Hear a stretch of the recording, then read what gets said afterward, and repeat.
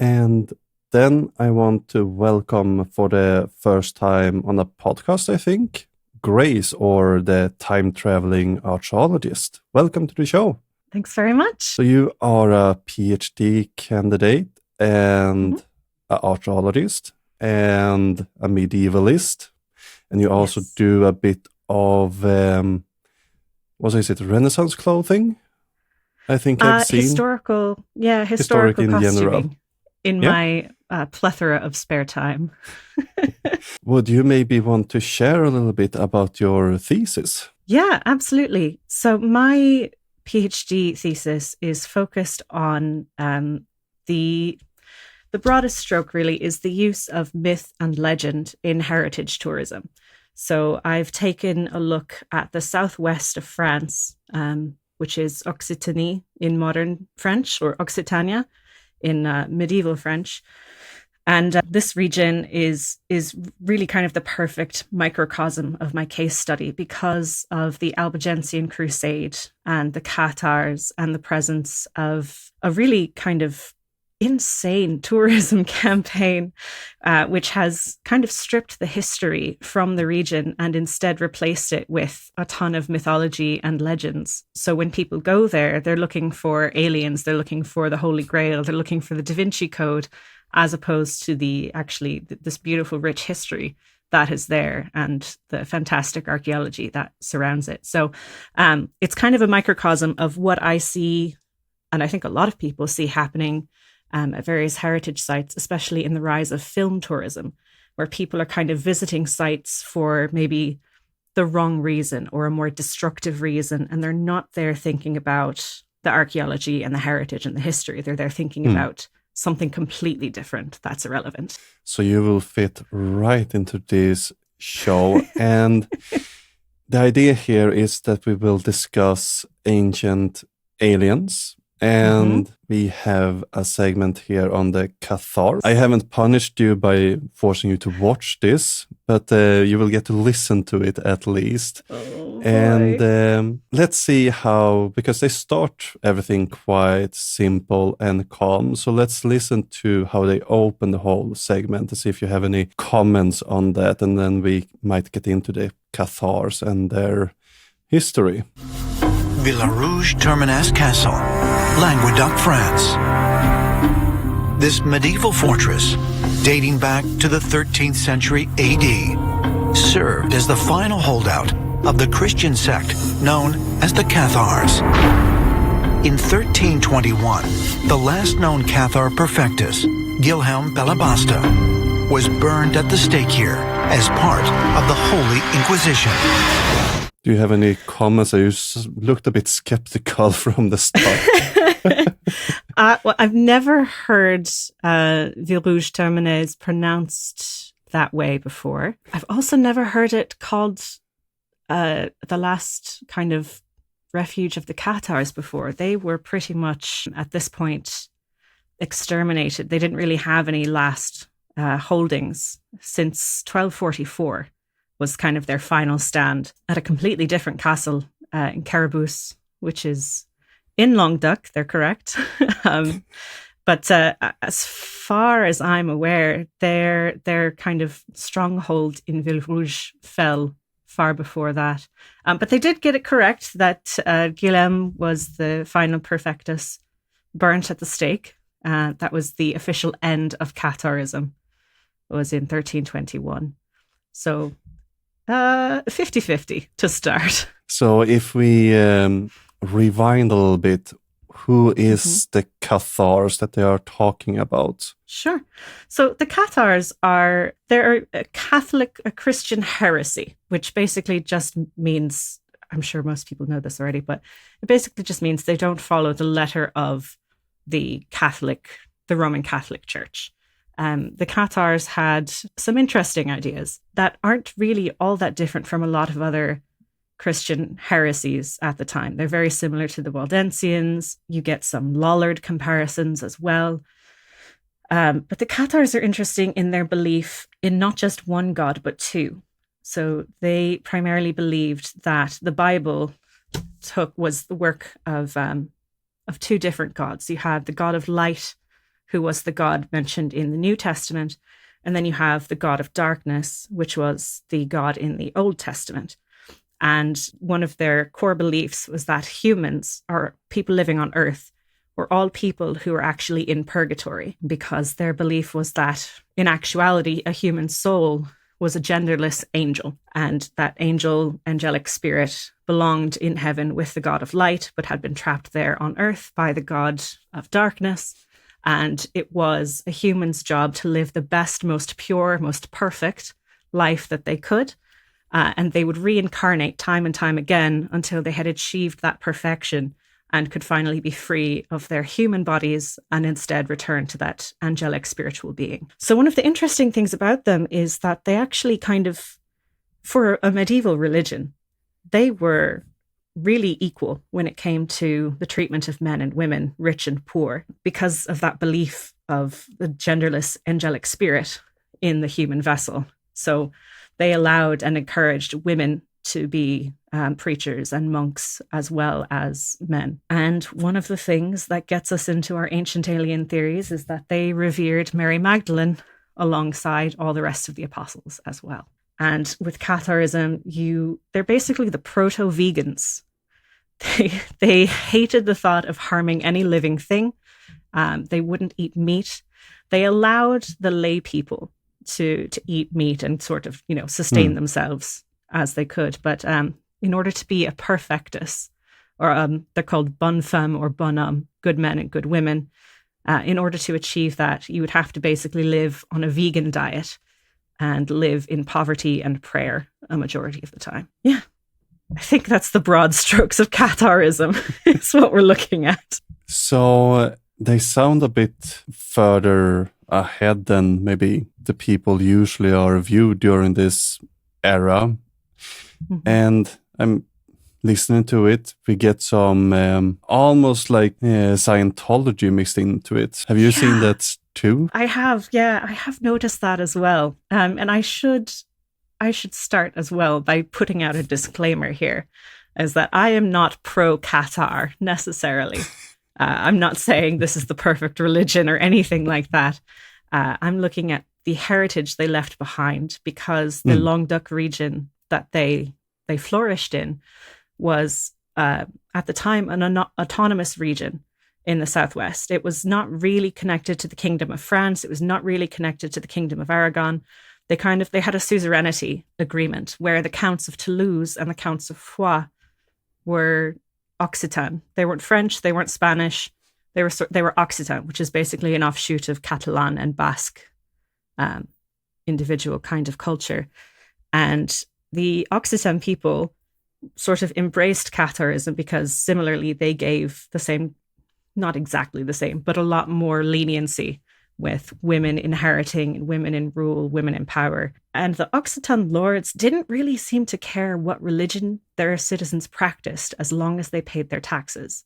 So you have records of Cathars, Christians, Jews, Muslims, everybody living kind of side by side and not really kicking up a fuss about it unless someone forgot to pay their taxes. So my focus a lot of the time is really more on the Occitan people and the way they are remembered through the Cathars, because they are not really well remembered in any other way. But the Cathar operated in a specific region, or was this a religion that kind of spread throughout France, or were they limited in their influential sphere? They came from the east. So the theory is that they evolved from the Bogomils in Bulgaria and kind of came from the east to the west.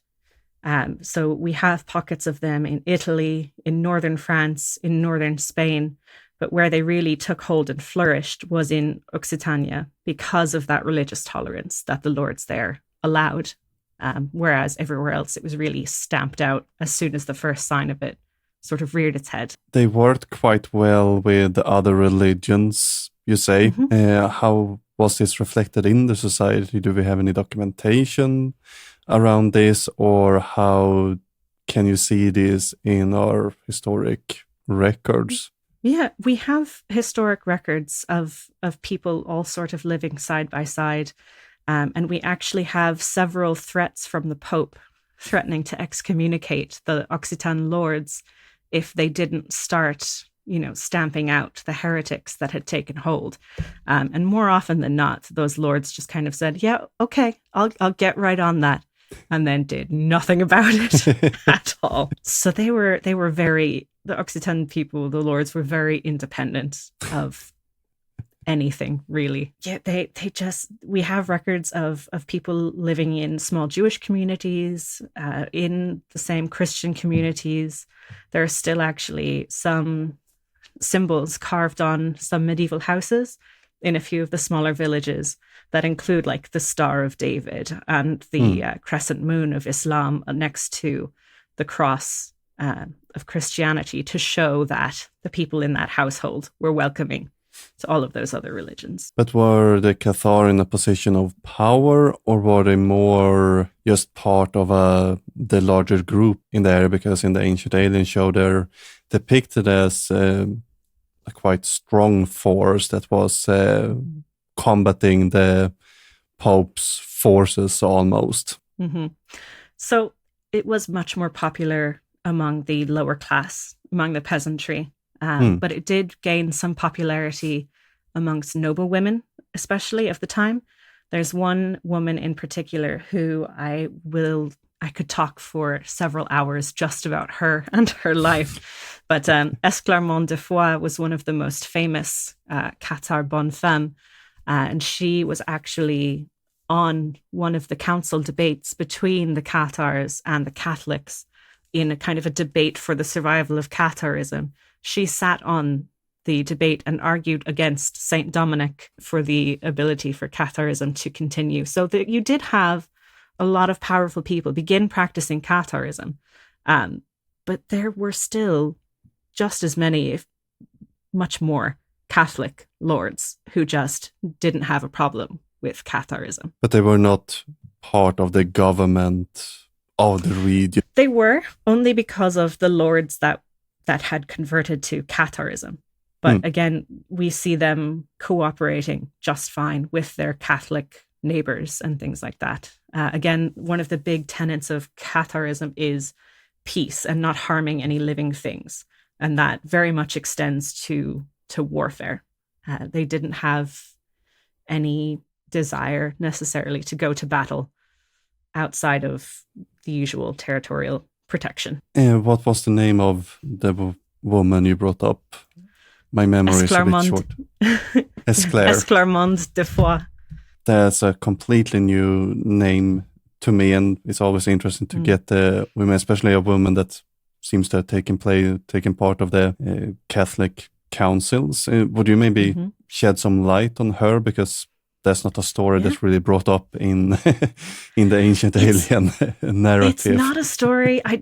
I'm not surprised they don't bring it up in Ancient Aliens, but it's not really a story that most people know or get told, even though it's an incredible story. No, it's so Esclarmonde is fascinating for a number of reasons, because she did what was expected of a noble woman at the time.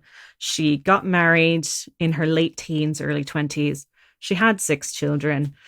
She raised them to adulthood.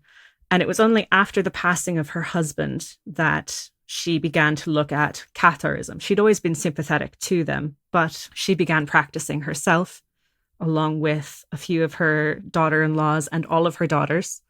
Her sons, some of them seemed to lean into Catharism, but most of them just seemed kind of supportive of it and remained Catholic in name. But with her daughters, she began forming these groups and having kind of these discussions with people, introducing them to Catharism, going out and helping the people of the region and kind of doing so in the name of Catharism. And she became so prominent. She was really well educated. She became so prominent that when it came time for this debate in 1207, she and her daughter Philippa were asked to serve with a lot of other Cathar perfectus men on this panel to debate against Catholic clergy. She was actually in her early 50s when this took place. And there is documentation which states that Saint Dominic actually yelled at her to go back to her bower because this was no place for a woman. And she stood firm and continued arguing that the most important thing here was that they be given a chance to practice and live. And after that, she became one of the main targets for the Crusaders. And they actually ended up calling her the Fox of Foix because she was never captured. She managed to evade everybody coming after her. We believe she died sometime in the 1230s, 1235, because she was last seen at a nephew's wedding and then never seen again. So it's interesting that the go to the kitchen, make me a sandwich argument have been used for, what is it, 800 years or something like that? Long time.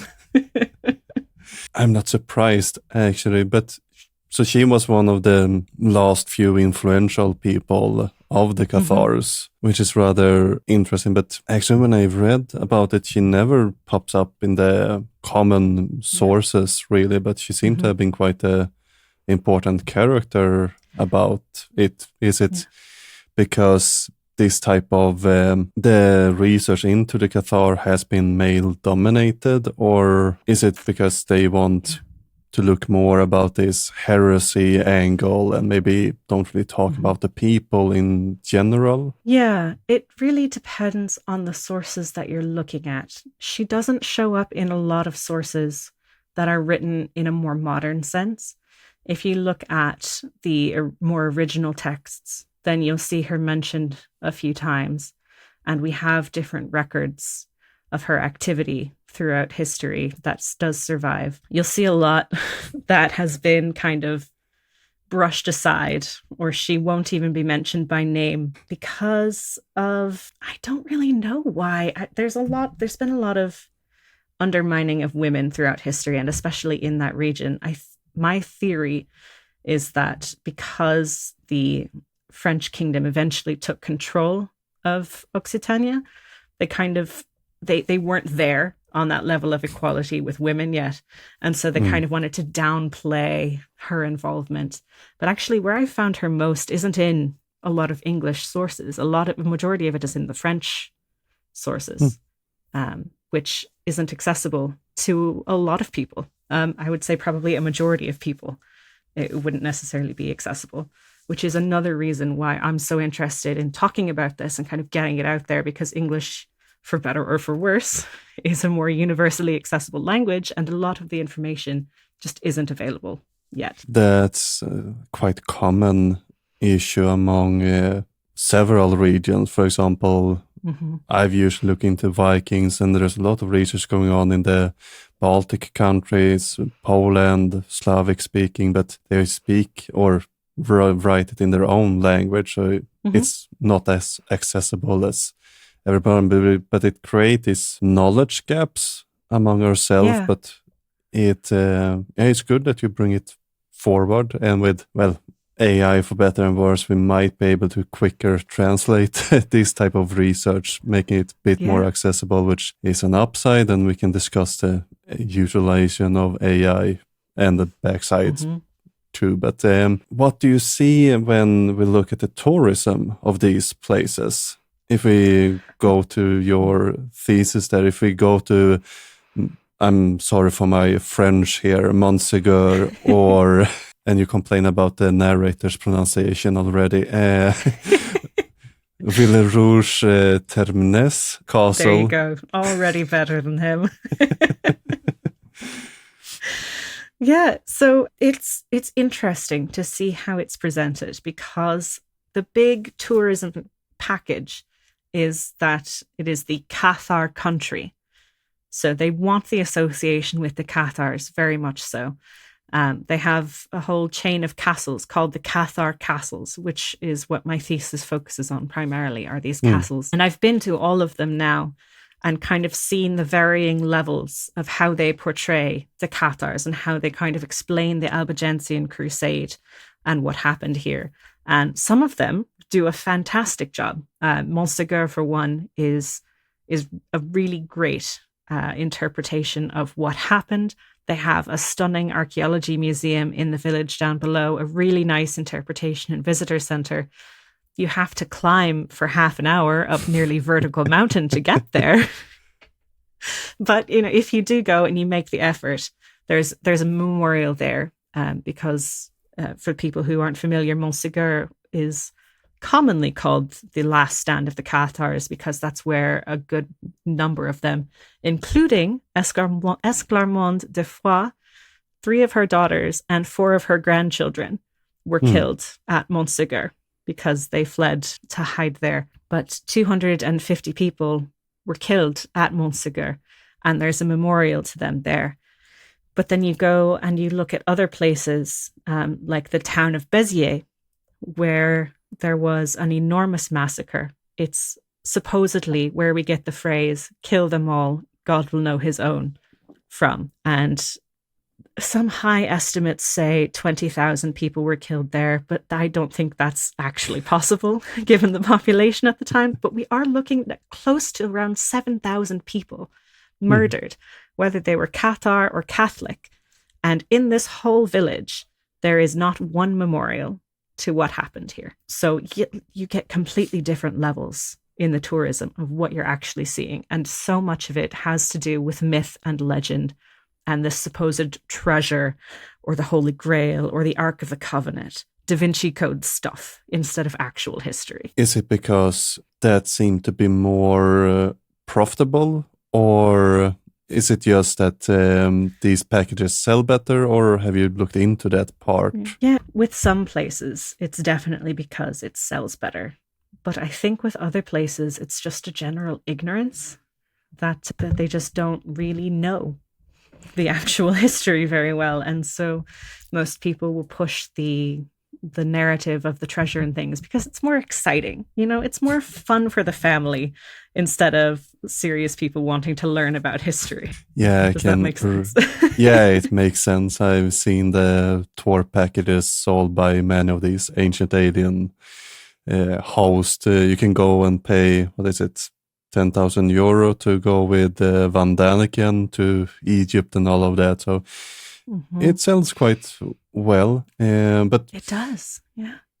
Why do you think they selected to go with Villerouge-Termez instead of Montségur in this case? Because Montségur is the thing that seemed to be repeated in most of the documentation.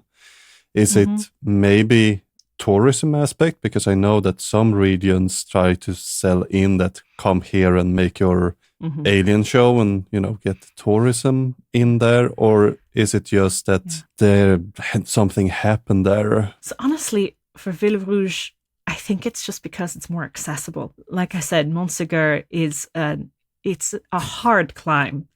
I'm a fairly fit person who's used to kind of doing these climbs, especially with my research. And Montségur is hard. It's hard to walk up. You can't, if you have any kind of difficulty walking or climbing stairs, you would not be able to make it all the way to the top. So it could honestly just be that Villerouge-Termez just has nicer stairs. You can drive up to it. Whereas with Montségur, you really have to be interested and dedicated to getting to the top. Might be why they don't have any talking heads on location for that episode. But it makes sense that they shows what's accessible, to be honest.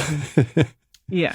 And I mean, you do have the connection to this is where the last Cathar was burnt. That is true. That is the last recorded Cathar we have. He was burnt at Villerouge-Termez. But it was so far after the bulk of what happened with the Cathars that it's interesting that they went there when they could have gone to so many other places. They could have gone to Aguilar. They could have gone to Carabous. They could have gone to Puy-le-Rens. These are all much easier climbs, but still have that kind of vista and the intrigue as well. So it's interesting they chose Villerouge. I think it's because they wanted a last of something, because it's maybe more memorable. But again, part of my friend's belly bust, Guillaume, was he part of the Inquisition, or was he punished by the Catholic Church? Do you know if there was any Inquisitions in the Cathar regions, or? Oh, yes, absolutely. There's actually an entire book. I brought a couple of my books up with me for show and tell. But there's an entire book about Guillaume and the the Inquisition, which happened in a small town. And we have this book thanks to Jacques Fournier, who was the bishop in Pamiers and went on to become the Pope. So all of his papers, he took immaculate detail about the Inquisition. This is how we have a lot of the everyday person's story.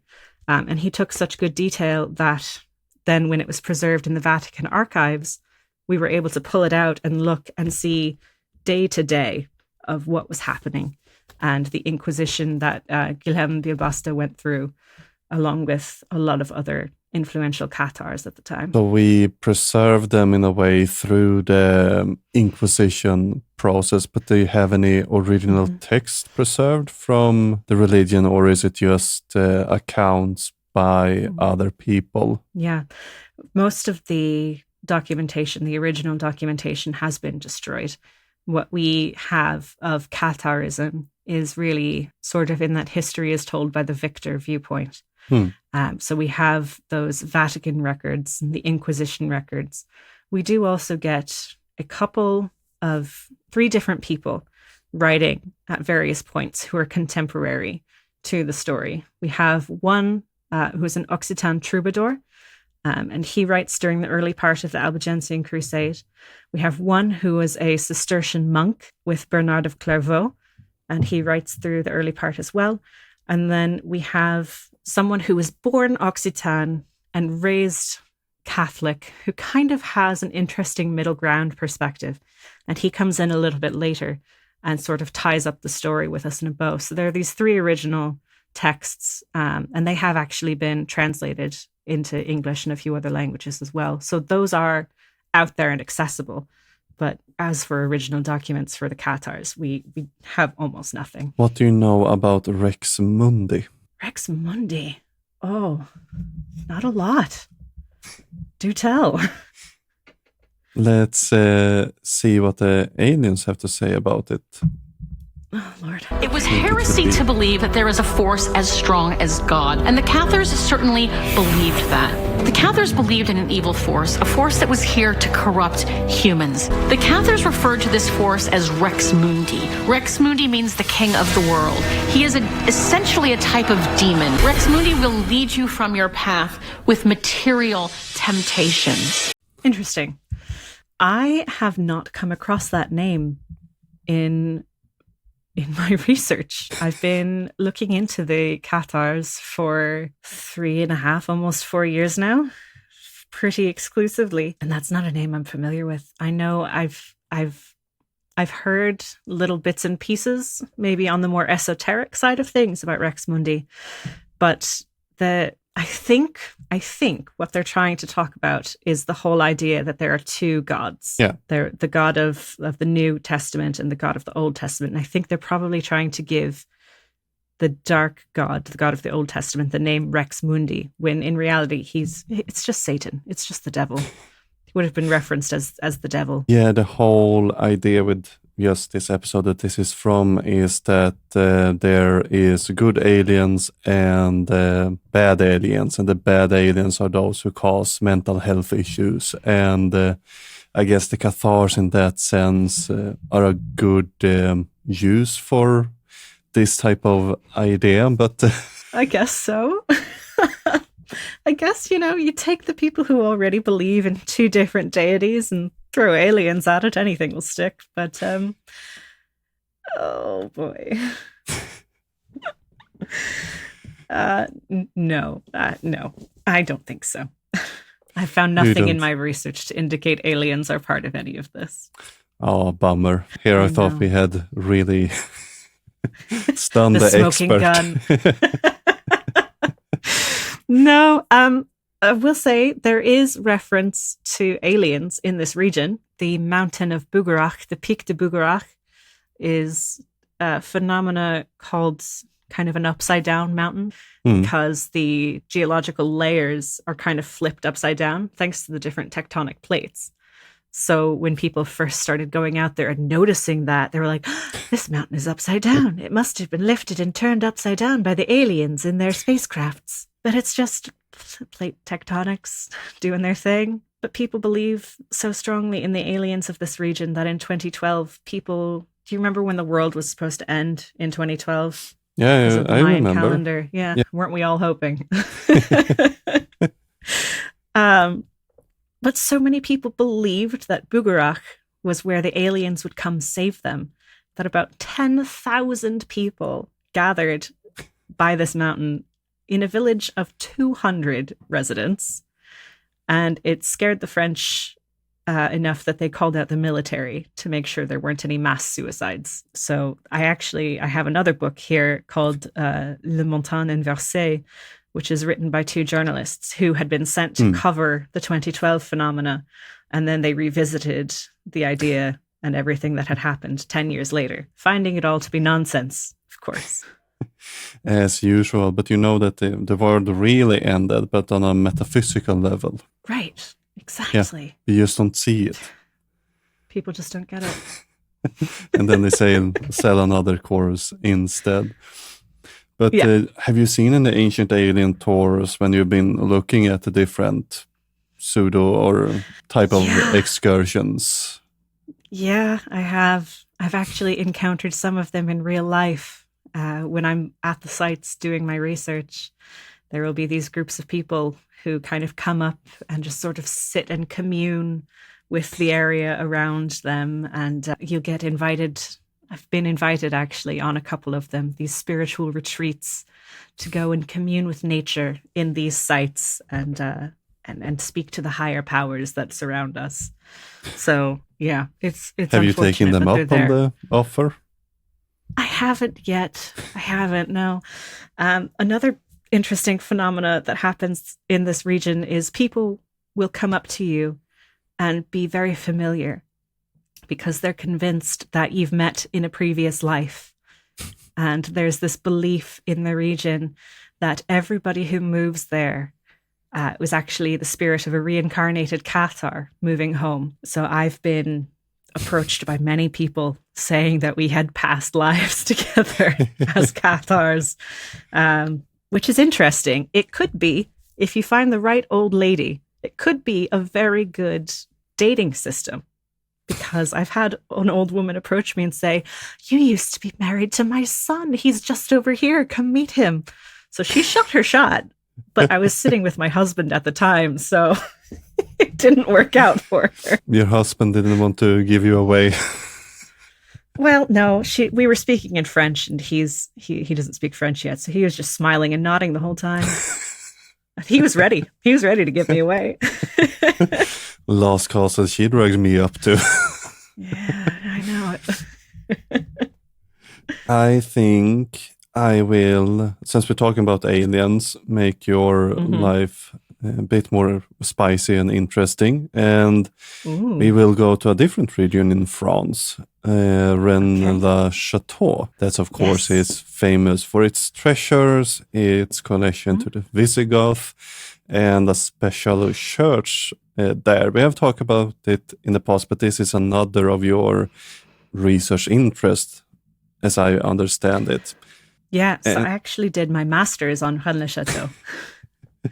So you know everything, and if you don't know it, we know that ancient aliens was right. A lot on stakes here. But I will play you a little clip again.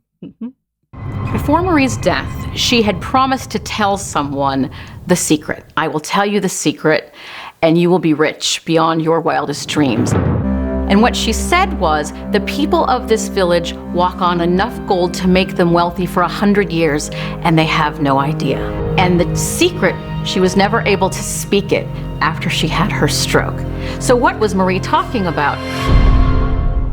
Well, what was Marie talking about? That's a great question, because we don't know. We still don't know. And the reason we don't know is because archaeology has actually been banned in Rennes-le-château since 1965. And that is primarily because before then, a ton of treasure hunters had heard what Marie said and started digging into the village and under the mountain that it's on. So much so that the mayor said that it was beginning to look like Swiss cheese with all the holes. So I'm very familiar with Marie. thanks to my research and my master's. And this whole thing is really fascinating because there is an actual mystery here. We actually have something that people could be focusing on and using as like an unsolved mystery. And they completely miss it. It goes completely over their heads. And instead they want to make it something completely different than it is. They want it to be fantastical. They want it to be the Holy Grail or Mary Magdalene or whatever it is. But the reality of it is that in the late 1890s, a priest in Rennes-le-château, an impoverished town, which did not have running water or anything like that, was suddenly able to begin restoring the church, building himself an extravagant place to live, giving the village running water, increasing the standing of everybody in the village.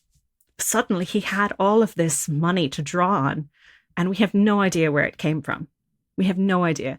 There are a lot of different theories, one of which includes laundering masses, so selling more masses than he would ever be able to perform, which I do believe is part of the truth. But there's also a story that comes to us which tells of the first grant, the priest, Abbé Saunière, Béranger Saunière, which if you're familiar with the Da Vinci Code, you'll be familiar with the Saunière name, because Dan Brown stole it. But Abbé Saunière had gotten a gift from a wealthy benefactor to replace the altar and the floor of the church. This is a 10th century church, which had basically been crumbling into disrepair since the 1400s. And he got this grant, this money, to redo part of the church. And he was digging beneath the altar with two other men. And one of the men told his daughter the story of what happened. And she wrote it down. So he said that they were digging beneath the altar and they found a skull belonging to somebody who'd been buried there ages ago, he thought, in the Middle Ages. They found a carved stone, which is known as the Chevalier or the Knight's Stone today. And they saw something glittering in the ground. And at that point, the priest told them, "It's lunchtime. Go take a break. I'll handle this." And when they came back, the skull and the stone were still there, but they thought they must have imagined something glittering. So we have this record of this being found. And then instead of saying, "Oh, he must have found a cache of treasure. He must have found a cache of this or that," people are saying immediately, Holy Grail.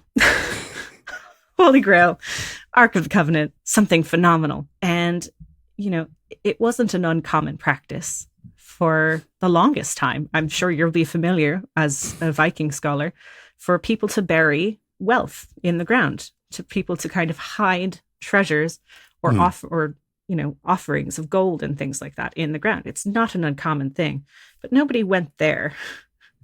Nobody thought, this place which was ravaged by a crusade, I wonder if maybe one or two of the lords buried their treasure beneath the altar of the church. They go immediately to something esoteric, something beyond. But when in reality, there's like an actual concrete mystery staring us in the face because we don't know. Don't worry, because I have the solution to all your questions here. Oh, boy. Béranger Saunière is a guy who goes in search of ancient documents, who goes in search of certain specific knowledge in alchemical circles. So what we have found in an awful lot of alchemical processes is the importance of gold. What happens next is that he begins to build a church. He builds it according to a plan. This plan is make contact with the divine. And so I think Saunière realized that certain metals could be transformed into something which truly made it a spiritual experience. And then we know that the treasure is, of course, this wealth that he had was part of a vast golden treasure that was kept underground in this church in a weird series of catacombs. These catacombs at Rennes-le-château were ancient. They'd been there long before the church had been built. And here's an area that's known to have these caves that were used by the Visigoths. Well. Look at that. They've solved it for us. Yeah, it's Visigoth that he found either before or during he was building his church, according to the plan. Is this a story that you hear often with the Rennes-le-château, or was this new information for... No, it is unfortunately very familiar. Those of you listening couldn't see the way I buried my head in my hands, but I'm very familiar with this idea of the church being purpose-built to commune with the divine and to unlock esoteric mysteries. I'm going to ruin that for everybody right now, because we've actually got receipts of where Saunière ordered some of these artifacts, these pieces that he added to the church. They came from a local church decorator in Toulouse, and they were all ordered from a catalogue. They were already pre-made. All he had to do was go through and pick which ones he wanted. And they're pieces that are found throughout a ton of churches in the southwest of France. So his esoteric master plan was basically from the post-order catalog. Exactly. Yeah, exactly. And we have receipts. We have everything. We have the catalog that he looked through. We know we have him basically circling pieces that he wants. And we see how much he paid for them. So, yeah, Ancient Aliens didn't get that one right, unfortunately. Bummer. But do you think we will be able to... Because I've never actually heard that it was banned with excavations in this little town.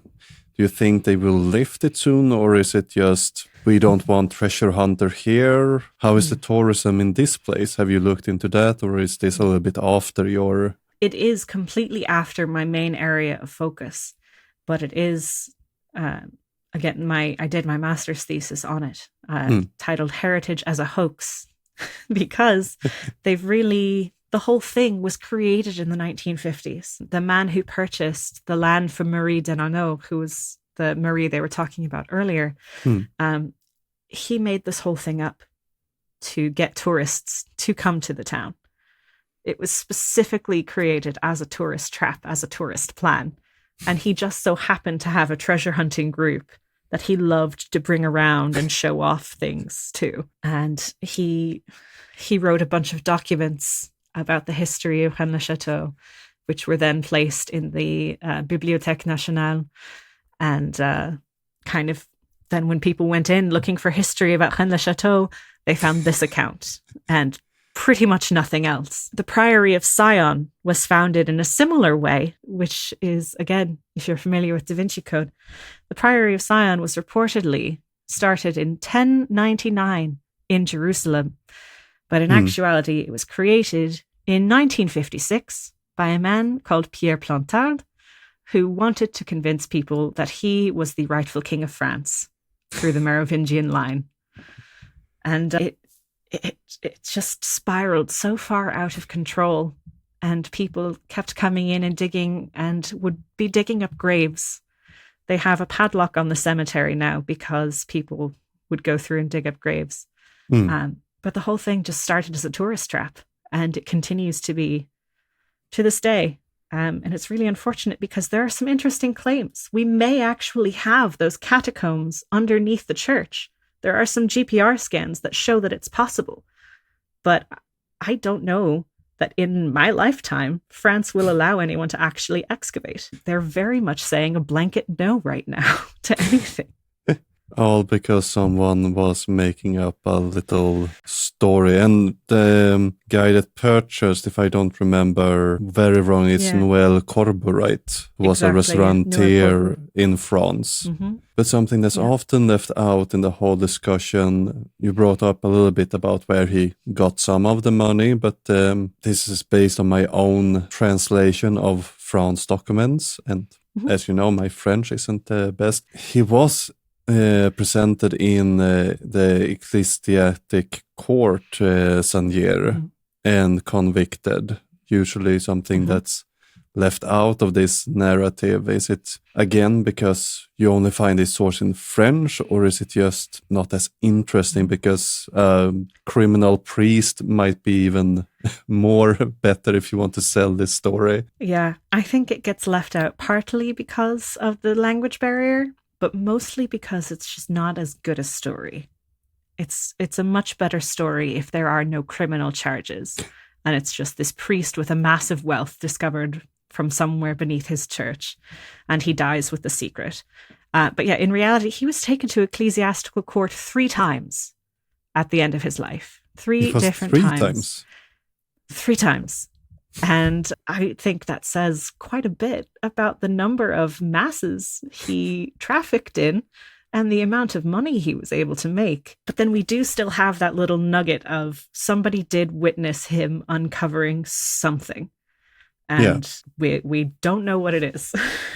So there's still a real mystery. I don't understand why people aren't excited about that instead of making stuff up. Because, I don't know, No people aliens. are no aliens. Because in this segment, they go off the rails towards the end. And I want to see if you have encountered these claims. Okay. We know that people have said that Rennes-le-château is a place for UFOs. We know people have reported time slip, and people have said that they have had encounters with the devil. So there is definitely something about that area which suggests that for centuries, very strange and bizarre things happen. No. No, I haven't.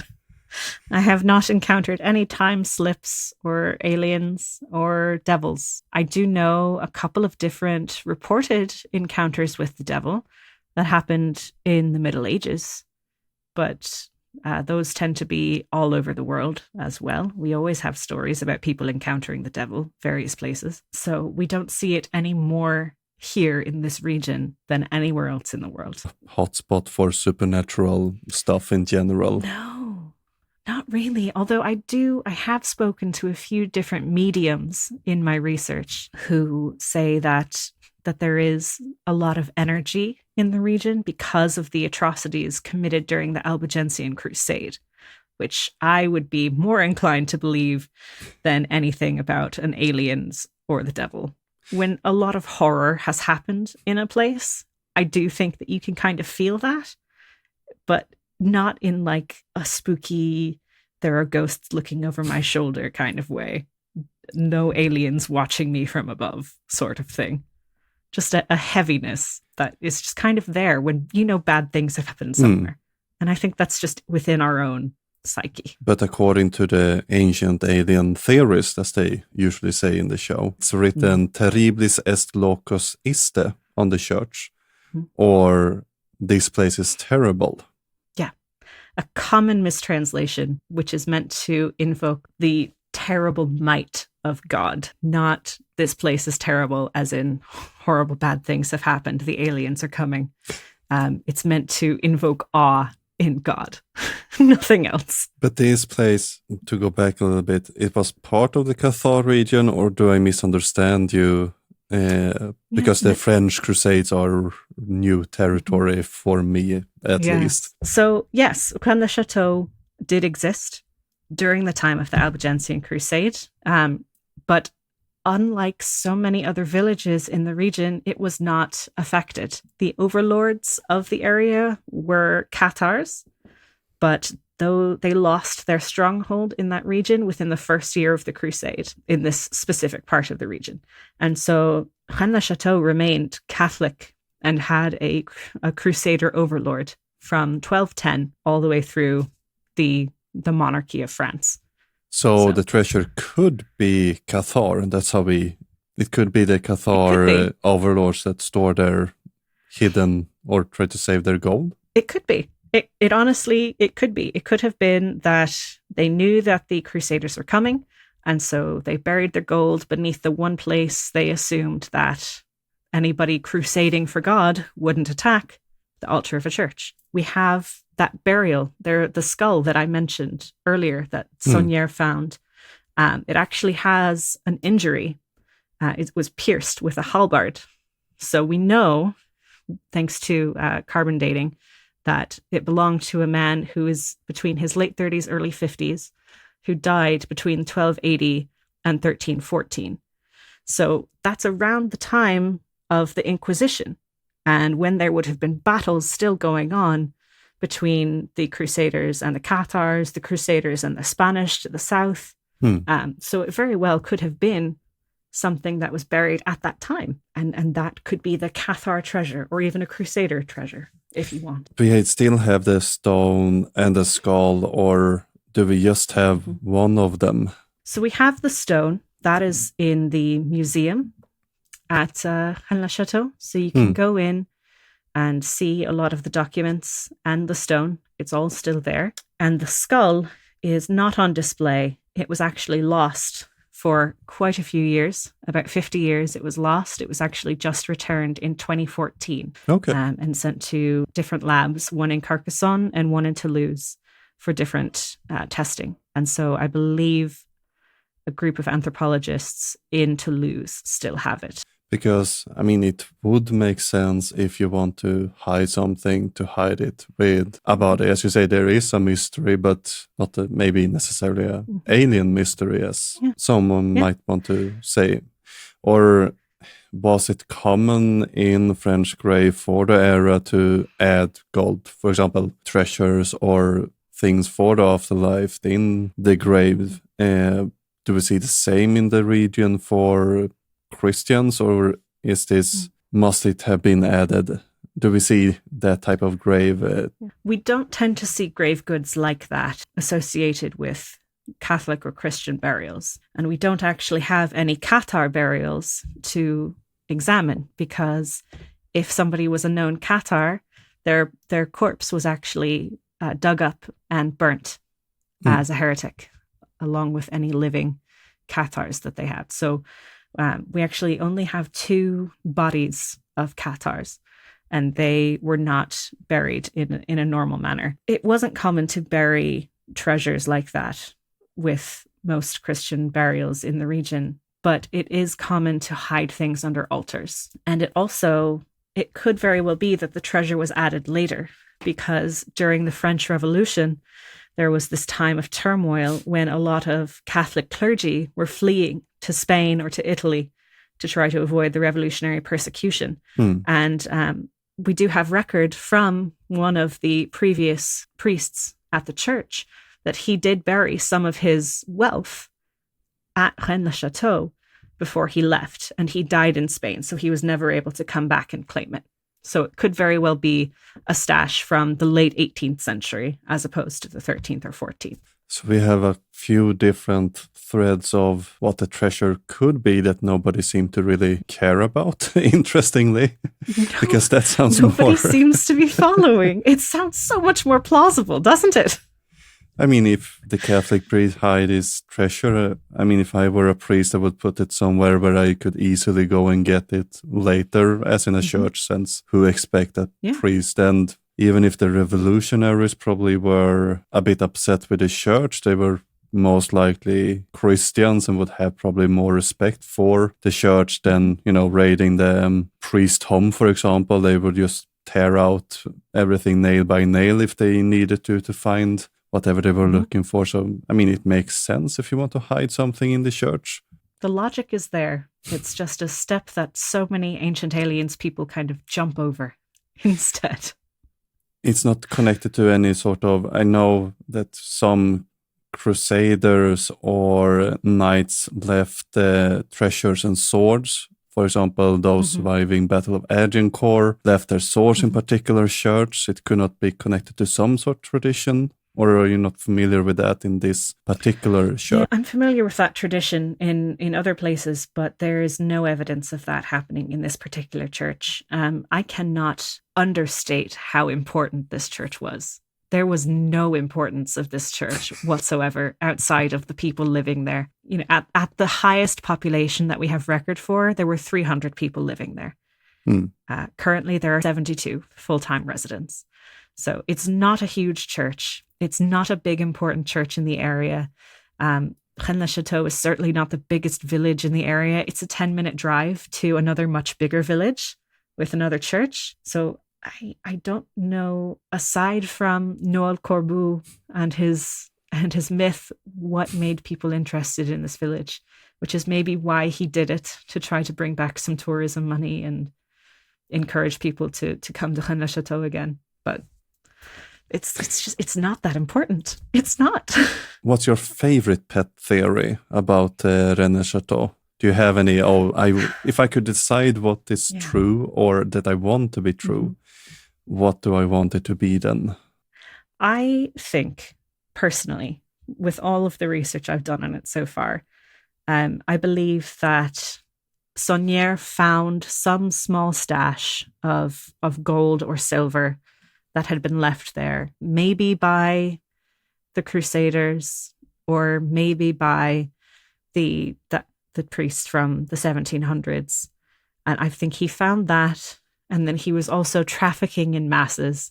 And he was also known to entertain people in his estate. Some of the more famous entertainers and dancers at the time liked to come down and spend time with him there.